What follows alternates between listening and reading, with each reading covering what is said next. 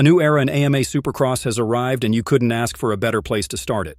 As the GOAT Ricky Carmichael always says, the season starts in Daytona, and young Australian Jett Lawrence has played his cards, and it looks like the HRC man might have a full deck.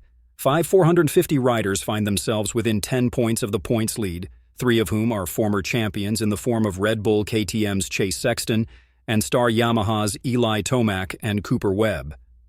However, the red background was still with Jett Lawrence, even after a decent-sized collapse last weekend in Arlington.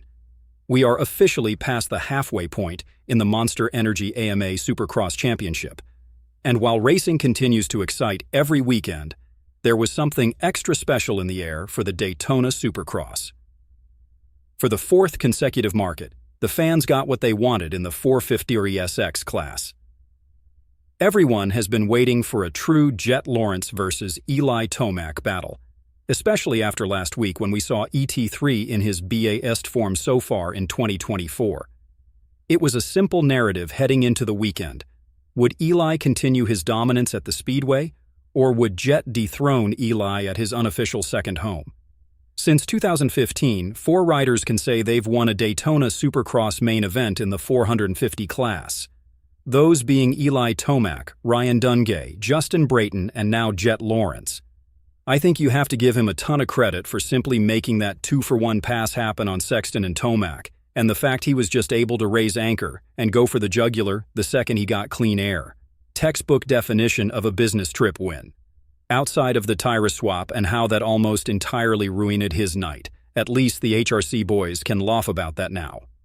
Jett was unbelievable in the MA Pro Motocross Championship last summer as a Foxracing rookie, and then had an outstanding Super Motocross World Championship run at the hybrid Supercross motocross tracks.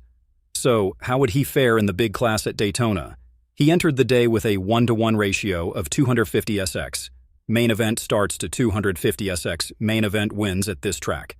The battle came, then went in favor of the youngster in impressive fashion. After Tomac and Chase Sexton lead the field early, Jetson came through and made quick work of the 2 450 SX champs, almost as if his bike had an extra boost button on it. Then, the Todiner 18 checked out for the race win in his first Premier Class start as the historical venue. While Jett won this battle on Eli's unofficial home turf, is he going to hold on to win the war? Will a rookie mistake become costly and change the championship? What about Tomac? Does he continue building, or did we see a beast mode ride that this time was only good enough for second at his best venue?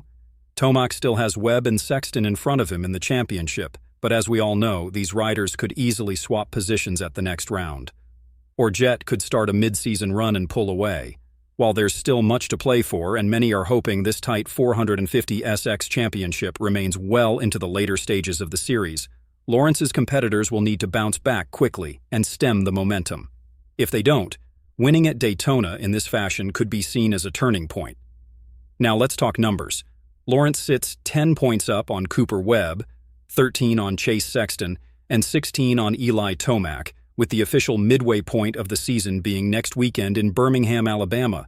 The rider who has left Daytona as the points lead has won the 450 Supercross Championship 18 of the last 21 seasons.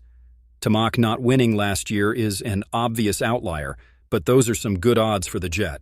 Still, a lot can happen in 9 rounds, and based on how things have gone for Jett, I don't think this is over quite yet.